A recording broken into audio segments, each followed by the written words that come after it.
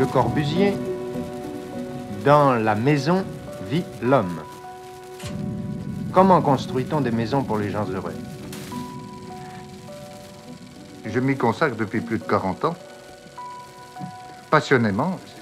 Si j'ai un petit titre à la reconnaissance publique, c'est d'avoir, dès que j'ai abordé le problème de l'architecture, j'ai eu le sentiment que le logis était le temple de la famille et qu'il y avait quelque chose de grand à tenter de ce côté-là, qu'il y avait là-dedans une grande part du bonheur humain.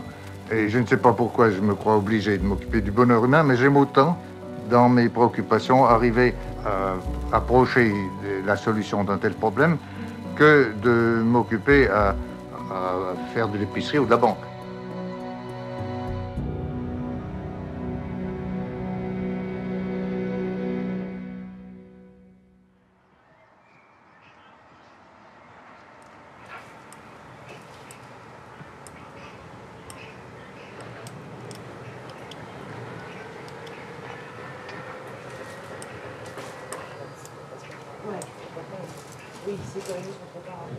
Donc on a 2 couches de gris et l'anti-rouille.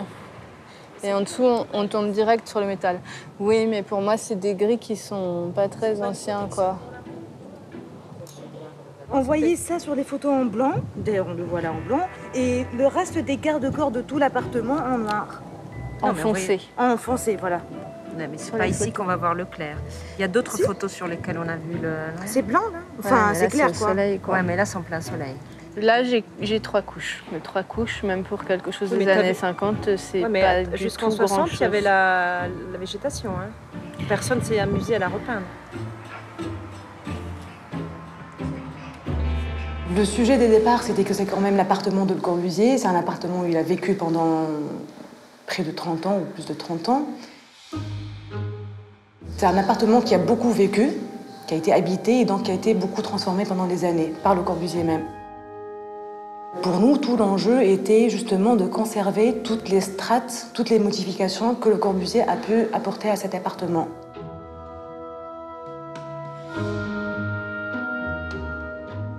C'est un peu de l'archéologie, sauf qu'au lieu d'être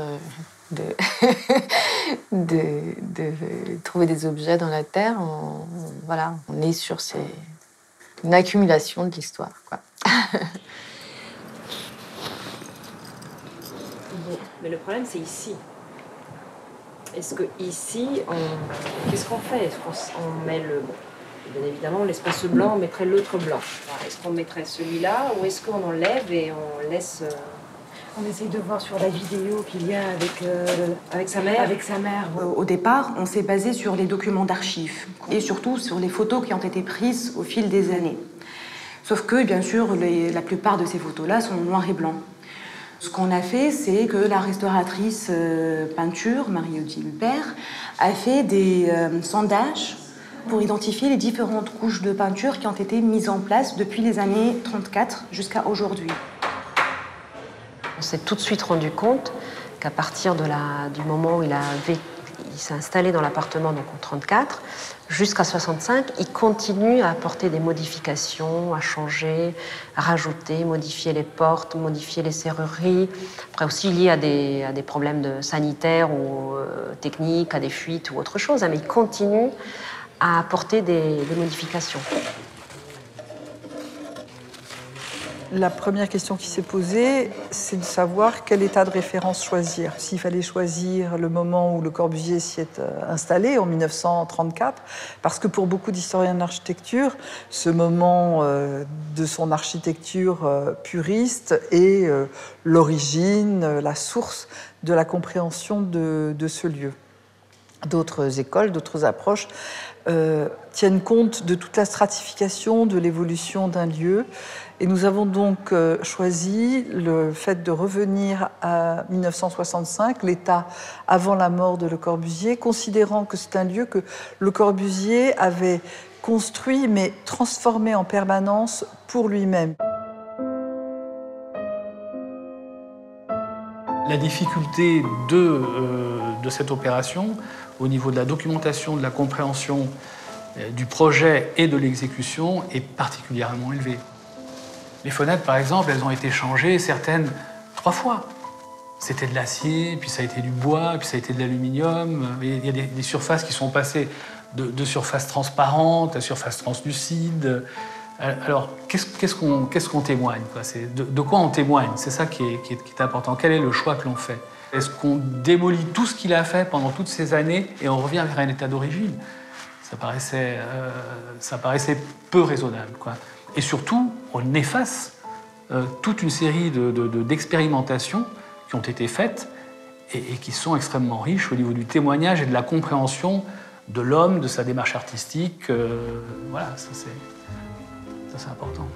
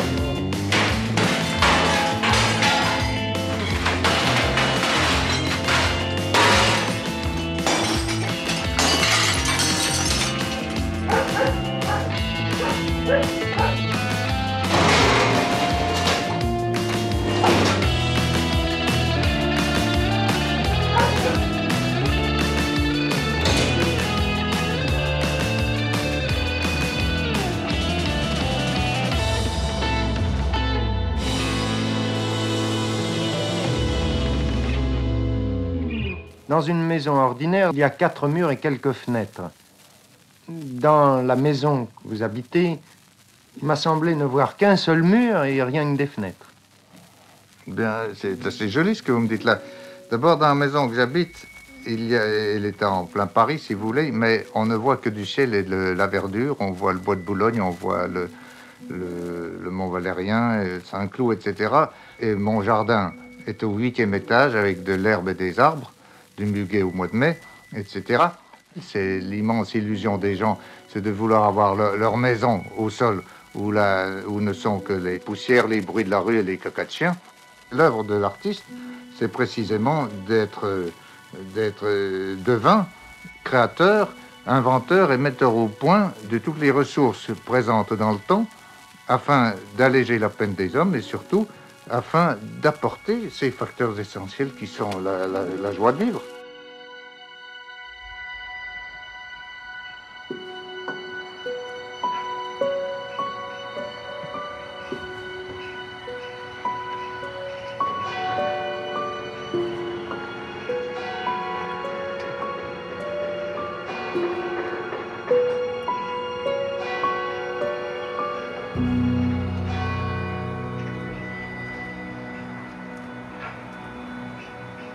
Le rapport entre l'intérieur et l'extérieur, il est très clair. On a une ouverture maximum, c'est-à-dire une structure qui est réduite au minimum. Si vous regardez la façade, en fait, il y a un poteau porteur au milieu et on a une ouverture continue.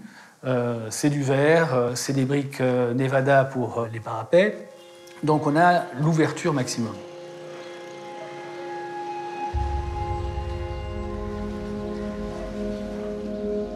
Les pavettes verts qu'utilise Le Corbusier, c'est des carreaux Nevada. Et ce qui est très remarquable, c'est qu'ils sont posés jointivement. C'est-à-dire qu'il n'y a pas un joint entre les deux, ce qui laisse à lire comme un pan vitré dans le mur. Ce qui ramène encore plus de lumière.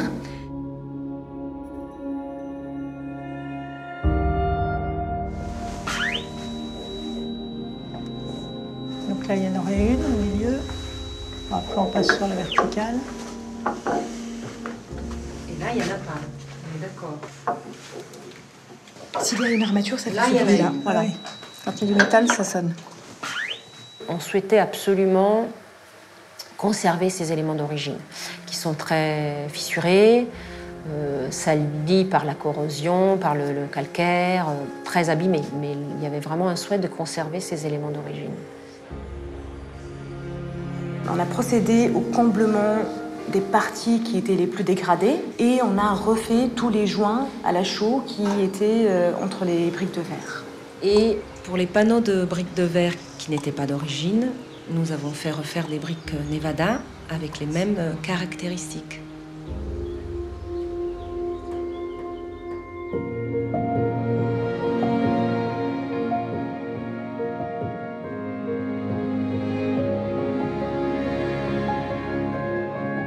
Non seulement il y a l'ouverture des façades, mais il y a aussi l'ouverture vers le ciel. C'est l'ouverture sur l'horizon, ce rapport avec aussi le lointain. Ce sont des choses qu'il a déjà expérimentées ponctuellement dans d'autres projets, mais là, il en fait une véritable synthèse.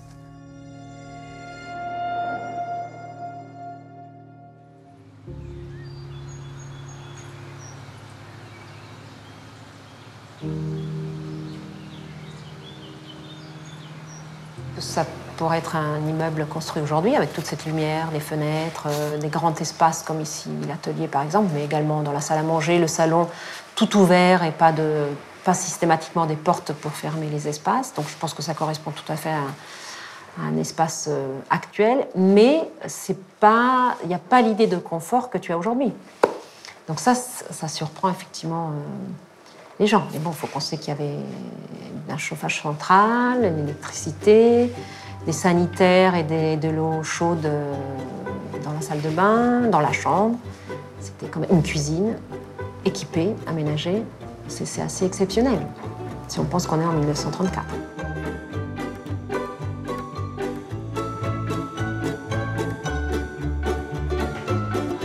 c'est la première couche d'étanchéité, ça, c'est la deuxième couche d'étanchéité. Alors, si je comprends bien, le problème, c'est que sur l'étanchéité elle-même, on a la vie technique, puisqu'on a la membrane. Oui. Alors, c'est quoi la réserve du bureau de contrôle? La réserve du bureau de contrôle est sur la compressibilité. C'est-à-dire que si jamais on marche dessus, il a peur que les rivets fassent sauter ou percent l'étanchéité. Alors, est-ce que sur les parties verticales, on a l'accord du bureau de contrôle? Voilà. Non. Et pourquoi on ne marche pas dessus? La compressibilité, c'est qu'est-ce qu'on en a foutu? La principale source de dégradation pour l'appartement, c'est tout ce qui est problème d'étanchéité, infiltration, humidité, dégradation des enduits et des murs. Le dessus, on l'isole? Non, on peut isoler parce qu'en isolant, on protège des chocs, on protège de beaucoup de choses. Donc on isole, mais il faut trouver moins d'épaisseur. On n'est pas obligé d'en mettre 6 cm, qui va faire que les angles vont être horribles, que tout va être un problème, quoi. On va protéger ce bâtiment pour longtemps si on fait quelque chose de sérieux. Bénédicte, ils n'ont jamais refait une couche de béton dessus. La maçonnerie, qu'on sache, non, on n'a jamais... Parce qu'il y a une autre, il semble y avoir une autre couche de fibre, un truc fibré, quoi. Bah, Sous ça. Voilà, là, il y a la trame, tu vois. Et alors, ça serait Il y a pas la intéressant de fibre, faire mais une analyse ici, peut-être? Oui. Là, en fait, on voit. En tout cas, là, on le voit, donc... Oui. Mais on n'a pas vu ça du tout en microscopie de l'autre côté. Non, pas du tout. Bah, c'est peut-être ce qu'avait mis le Corbusier au début. Il avait mis une pellicule, un truc breveté, un tissu. Mais qu'on voit là, ici aussi. Là. Ouais, c'est peut-être ça. C'est un tissu? C'est une espèce de tissu, oui. En guise de chape. En guise d'étanchéité. Oui, d'étanchéité, au fait. D'étanchéité sous la chape? Sous la chape. Mais peut-être qu'il a mis la chape après, donc du coup, à un autre moment de sa vie. Donc là, c'est peut-être... En fait, il essaye de résoudre ce problème d'isolation et d'étanchéité et il cherche des solutions, mais après, exactement, et nous le transmet. Dans son appartement à l'intérieur, il a effectivement modifié pas mal de choses. Est-ce qu'éventuellement, à l'extérieur, il aurait aussi cette démarche aussi? On sait que de 30 à 60, à chaque fois, il changeait quelque chose dans l'étanchéité, il essayait un nouveau truc. Oui, uniquement à l'intérieur de l'appart. L'aspect le plus saisissant quand on entre dans l'appartement, c'est ces deux voûtes-là, qui correspondent à deux fonctions différentes. La voûte côté Boulogne, qui délimite la partie habitation de Le Corbusier, donc la salle à manger, la chambre et la cuisine. Et la voûte côté atelier, qui justement délimite la partie travail de Le Corbusier. Ces voûtes sont une astuce de Le Corbusier pour pouvoir construire ces 2 étages au-dessus de l'immeuble Molitor. Pour installer son appartement, plus une chambre d'amis avec une terrasse, une sortie en terrasse, un jardin, il est obligé, pour les problèmes de façade sur rue de la ville de Boulogne, de la ville de Paris, de se cacher, de rentrer. Donc il y a ces courbes qui sont dessinées par on les retrouve dans les plans de Le Corbusier. Donc déjà, il y a cette idée. C'est une contrainte qu'il a su transformer en véritable atout spatial, disons. Généralement, quand on voit ces voûtes-là, on se dit « Waouh, c'est magnifique, c'est des voûtes dans Paris, en béton. Mais alors que, en fait, c'est inspiré de... Enfin, ça vient de là.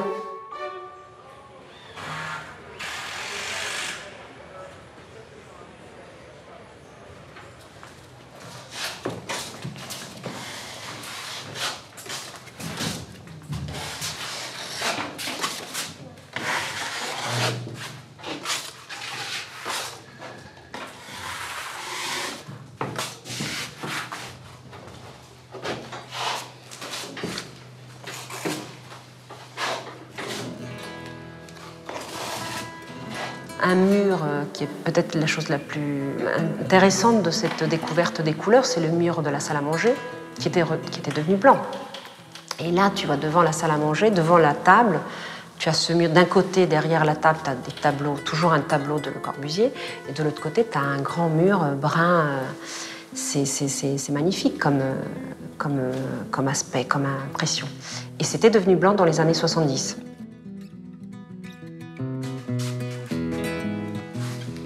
Encore un peu de noir, je pense. Ouais, faut foncer encore un peu. Du rouge, c'est pas mal, mais le noir... Je vais remettre un peu de 41. Qui était la teinte de départ. C'est une des grandes découvertes qu'on a faites lors de des études déjà, parce qu'on s'est rendu compte en regardant toute l'iconographie des années 60 que ce mur était effectivement ce brun foncé, rouge, et qu'on avait complètement perdu. On ne s'en rappelait pas. Et c'est vrai qu'en reprenant les images noir et blanc des années 30 et même des images couleurs, des portraits de Le Corbusier en 60, ce mur, effectivement, est resté, c'est le seul qui n'a jamais changé de couleur. Il est resté toujours de la même couleur. Donc on s'est dit que c'était nécessairement quelque chose de très important. On ne décore pas. On apporte de l'âme, on anime un contenant qui est un logis par le miracle de la couleur. Quand parfois vous avez des éléments gênants, eh bien vous pouvez, par la polychromie, en jouer, les mettre soit en valeur, soit les écraser d'une chiquenaude ou d'un violent coup de poing. Vous les peindrez de sombre ou d'éclatant, n'est-ce pas? Et vous allez attirer l'œil comme un vrai prestidigitateur ou comme un grand comédien, là où vous avez envie de le conduire. Si bien que le visiteur, l'habitant, sera lui-même étonné de voir combien il a de liberté dans une chose qui est en somme très comprimée, son logis.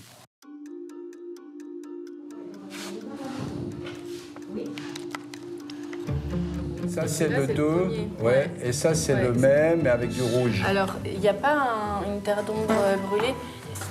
Déjà, on est plus proche, mais on est trop clair.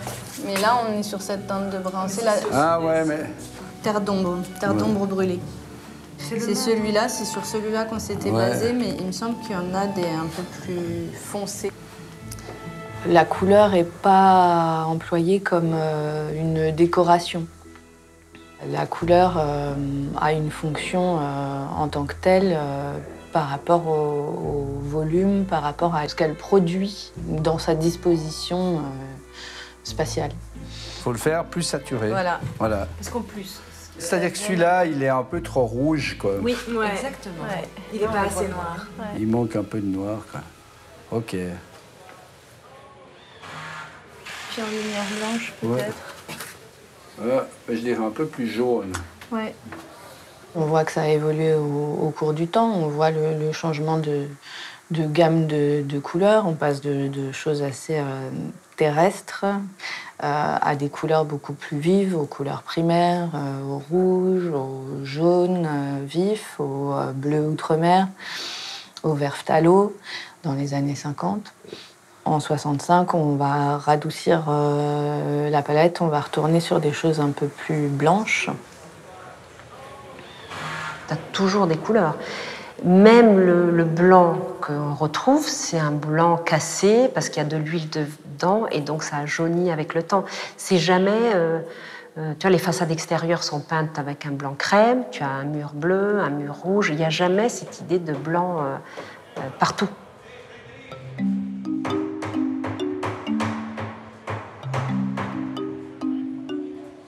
Je pense qu'elle n'a jamais été bougée depuis... déjà du vivant de Le Corbusier, puis de toute façon, depuis 65, personne ne l'a jamais touché. Comment c'est fixé le tout? On arrive à comprendre ou... Justement, on peut qu'émettre des hypothèses.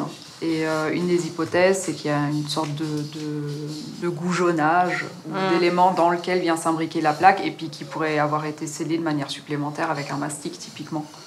D'accord. Ok. Bon, mais on vous laisse surélever, comme ça on verra un peu plus de détails. Oui.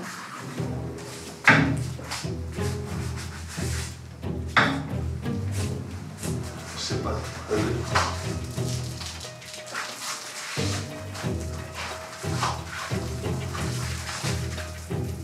Stop. Comme ça, voilà, exactement. Comme ça, et je descends plus doucement parce qu'il n'y a pas vos doigts.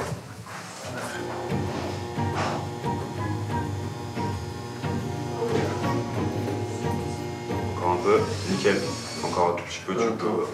Ça pose pas? Moi non, j'ai 5. Moi j'ai 5000. Moi aussi, c'est pas bien. Alors attends, je relève.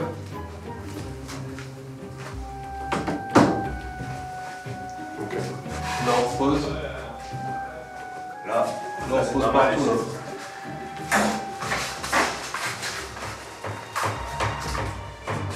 En fait, ce qui se passe, c'est que c'est au-dessus des pieds. On avait vu qu'il y avait un tapis que Le Corbusier avait fait faire exprès pour cacher probablement aussi ses pieds en tulipe.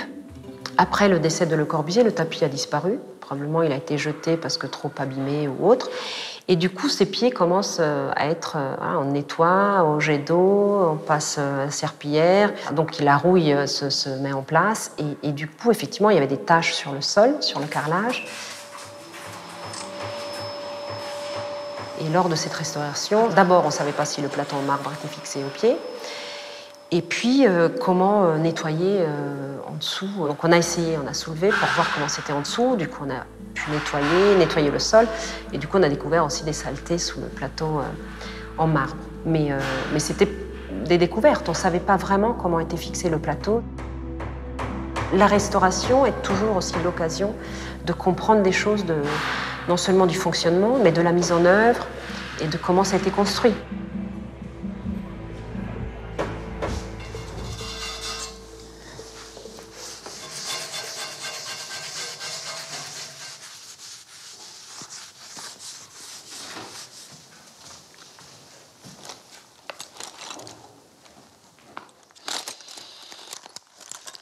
On commence par retirer les gros amadouilles au scalpel. Ouais, je pense que c'est pas la peine de commencer directement chimiquement.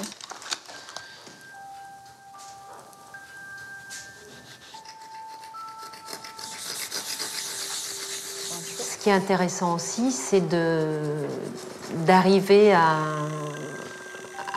prendre le temps et de traiter tous les matériaux de façon différente. Tu vois, de ne pas arriver, de dire, bon voilà, il faut restaurer, il faut nettoyer, il faut faire, on enlève les enduits, on refait, mais de prendre le temps à chaque fois pour voir ce qu'il y a derrière. Et ça, c'est intéressant, parce que c'est à chaque fois vraiment quelque chose qu'on découvre. Ça peut paraître énorme, mais on peut passer une demi-heure pour dégager 1 cm² de peinture, ou même parfois 3/4 d'heure. Il faut évidemment être patient, c'est ce que tout le monde nous dit, en tout cas, quand on nous voit travailler. Mais en même temps, c'est comme un procédé de méditation, quelque part. C'est-à-dire qu'il faut rentrer, il faut être concentré, il faut rentrer dans son travail. Il ne s'agit pas complètement d'oublier le temps, mais il s'agit de prendre le temps pour avoir le meilleur résultat possible. Donc ça part bien. Là, je suis en train de faire des tests chimiques. Parce que là, il va falloir vraiment extraire la rouille qui a pénétré dans les porosités. Et ça, c'est un petit peu plus compliqué. Donc, le problème à chaque fois, c'est que la rouille, elle est composée d'oxydes qui, parfois, sont très peu solubles. Et donc, il faut les rendre plus solubles en travaillant à des pH qui sont un peu plus acides. On y va progressivement parce que justement il y a un risque d'altération aussi du carreau. Donc il faut trouver le bon compromis afin de solubiliser la rouille mais de préserver le carreau. Donc voilà. L'idée qu'on conserve les matériaux d'origine, même si c'est abîmé, tant pis, c'est le matériau d'origine, il faut le conserver. C'est pas toujours évident avec les architectes, avec les entreprises. Donc là aussi, c'est important l'aide des restaurateurs qui arrivent à comprendre cette démarche.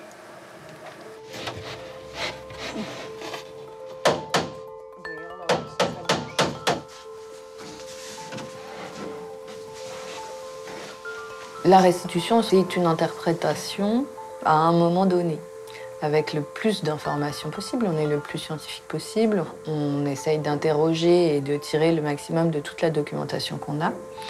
Mais il reste toujours des zones d'ombre assez importantes, où il reste toujours des incertitudes, il reste toujours des choses qu'on n'a pas pu comprendre aussi. La planche, il y en a deux.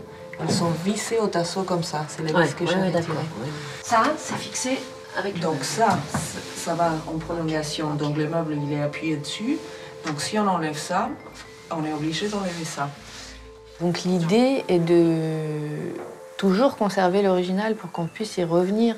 Et dans 20 ans, dans 30 ans, avec les moyens qui seront disponibles à ce moment-là, pouvoir compléter la connaissance qu'on a de l'œuvre. Donc ça demande une certaine humilité et ça demande de bien comprendre qu'on est historiquement situé et qu'on est toujours interprétatif. En fait.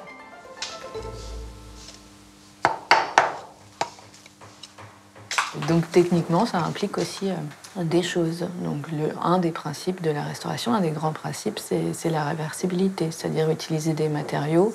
Par exemple, pour protéger les sondages, je vais poser un petit vernis dessus qui pourra être enlevé sans modifier ou sans altérer les couches de peinture.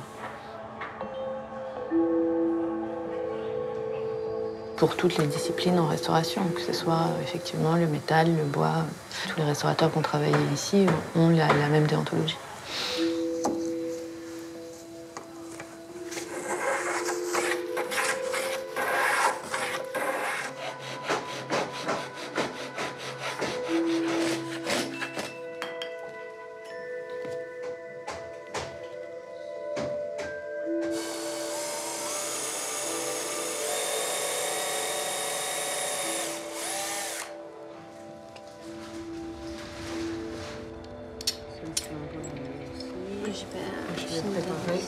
Je vais préparer les morceaux qui nous manquent. Ouais, attention. Voilà. Tu peux reculer encore? Ouais. Voilà.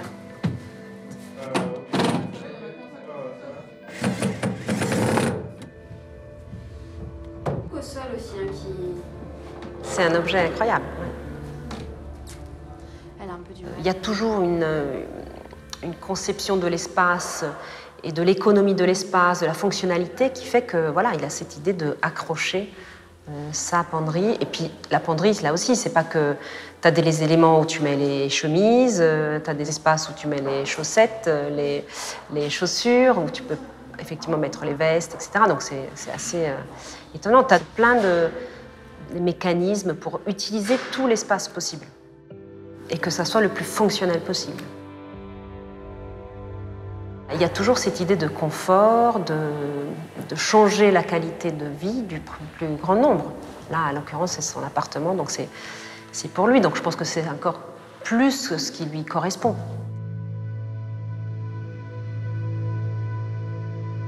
Beaucoup de personnes ont l'impression que cet espace est très simple, il n'y a pas de... Tu vois, c'est un peu froid, un peu... Après, quand tu vois ces éléments, c'est assez exceptionnel quand même.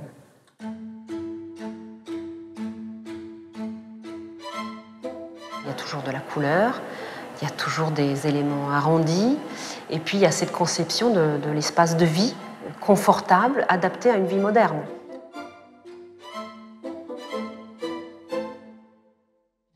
C'est un architecte, oui, qui essaye de réinventer l'architecture, hein, clairement. Réinventer aussi la manière de vivre. Il pense tenir une réponse qui est une réponse standard, qui pourrait devenir une généralité, la norme. La vie au niveau des toitures, ça devrait être ça. Ce sont des terrasses, c'est de la végétation, ce sont des volumes différents. C'est un monde qui a à voir plutôt avec le ciel qu'avec ce qui se passe en dessous, quoi. Donc voilà, il essaye d'être extrêmement démonstratif. Toujours dans cette idée utopique, évidemment, de l'amélioration de la vie de l'homme sur Terre. Hein. Pour Le Corbusier, c'était vraiment le fait d'expérimenter quelque chose que lui, il théorisait pour les autres. La lumière, les grandes fenêtres, une terrasse avec un espace jardin en toiture pour lui. Je pense que c'était des choses qu'il réalisait dans ses projets. Et du coup, ici, il peut vraiment appliquer ce qu'il théorise et il réalise pour d'autres.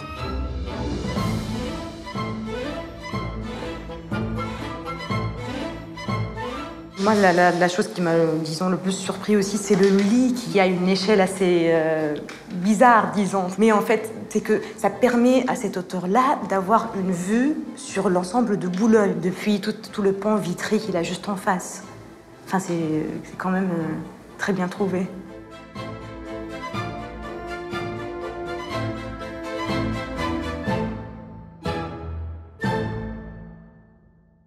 Ce lieu qui est l'endroit où on peut approcher Le Corbusier dans son intimité est finalement un lieu assez peu connu. Il me semble qu'on a là affaire à quelque chose d'éminemment aimable, d'éminemment astucieux, quelque chose de très loin du personnage dogmatique dans lequel il est souvent enfermé.